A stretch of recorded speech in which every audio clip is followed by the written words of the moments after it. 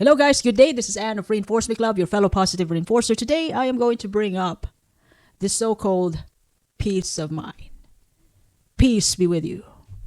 You know, the way as we venture our day this time, there's a lot of things that would like to take us to their own world of toxicity. Even just in our hands, we have social media. Whatever the ads or showing up on your feeds, sometimes it's not good for you. Even if you don't, you're not into that, it will just pass on your feeds. And sometimes you might gonna encounter any problems or troubles at work. In any forms, life will always going to stress you out. Disappointments, failures, adversities, nobody is ever exempted to them. Even the rich people, they even have loads. But what is important is we know how to deal with this. We teach ourselves because, in the most part, we prioritize peace of mind. Otherwise, we couldn't find it anywhere because we failed to know, to be self-aware that we need it. It's important to protect your peace of mind because, that helps you become emotionally stable at the end of the day. Peace of mind means, at the end of the day, when you go home from work or from school, and you know how to deal with those stress, with those toxic and ambivalent people. You know how to deal with them, and at the end of the day, you have complete time with yourself, and your mind is present in the now, which means that you aren't stressed. You're not stressed. No, you're not anxious about what's going to happen tomorrow. No depression, even burnout, because you know how to self-regulate. And that will help you achieve peace of mind. Peace of mind promotes emotional regulation in a way that you can think clearly, you can decide, you can be a better person with, dealing with other people because you have peace of mind. Peace of mind is important because it helps you become emotionally stable in such a way. And when you have peace of mind, you also have a better relationship with your family, with your friends, colleagues, with your acquaintances. A calm mind means less defensive and more compassionate and be able to communicate to others. You can able to understand others and be understood by means of the way you communicate, the way you present yourself to others. Peace of mind also helps you improve decision making, as I've mentioned before. When you have a peaceful mind, you can think clearly. You can improve, your judgment, and you can think of better solution to your problems when you have peace of mind. I'm talking about those times when you can think clearly, you can focus on what's really the issue. Rather than thinking about, you have a problem, you have a project at work, but you're thinking about your spouse, the way, you had problem at home. So it's important to really deal with your issues in the right manner. And nobody can do that for you. You cannot find it anywhere else unless you intentionally prioritize it yourself. You face it, you deal with it. Peace of mind is also important because it shows up the way you present yourself, that you are, physically healthy, inside out, which means that, you're not hypertensive, you don't have high blood pressure, and you can sleep well without anything bothers at the back of your head, and you even have a better immune function. You are physically, mentally, and emotionally healthy because you chose to. You make an effort for that. You prioritize it. You know what you want. And in the most part, the importance of having a peace of mind at the end of the day, we do our best to do this every day. I'm talking about daily, not just one day, as much as possible. Trying to end the day, or shall I say, ending the day with peace on earth, with nothing ever bothering you. That moment will bring you joy, gratitude. You can create better, and you can also even connect spiritually to the nature, to God, if you ever believe in. You can connect to your spouse, to your friends, to your kids freely because you prioritize it. You owe yourself peace of mind. And when you have peace of mind, you can be authentic. You don't need any validation from others, from the world, especially from social media. Now, how are you going to protect your peace of mind? The number one thing that you can do is to set boundaries. To be ready to say no without guilt. If you think the request or the offer doesn't give you any value to yourself. If the request or the offer doesn't meet your standards, it will even sway you away while you are going towards your goal. And if you don't know what you want, this is actually in the most case that's going to happen. When you have unclear or weak boundaries, it mostly leads you into exhaustion, burnout, or even resentment that you secretly hate this person because you cannot say no to this person. This person wants you to be useful, even though you don't want to because you simply cannot say no, which means you have weak boundary or you don't value your peace of mind. You can't say no and you resent this person. Or the way there are cases wherein we don't value our peace of mind at all. It's not going to be a happy ending at the end of the day because it's you're tired, exhausted, burnout, and your health could be query. We don't know what you'd be how much is your blood pressure, cholesterol, what's really going on inside.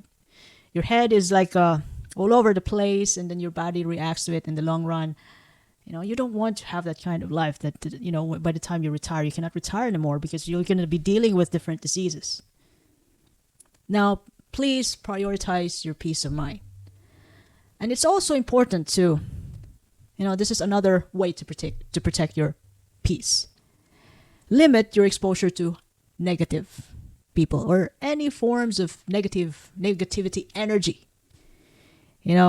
Media, people, or toxic environment. Those people, hanging out with those people who doesn't give you any value, who will just laugh at you, who doesn't respect your boundaries, who are just going to put you down, make you feel bad about yourself. Limit or never. Don't hang out with these people, whatever they say. And that's just such a great effort for yourself when you could protect your own peace.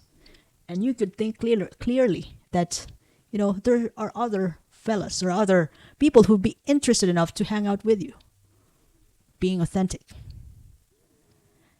And it's also, in the most part though,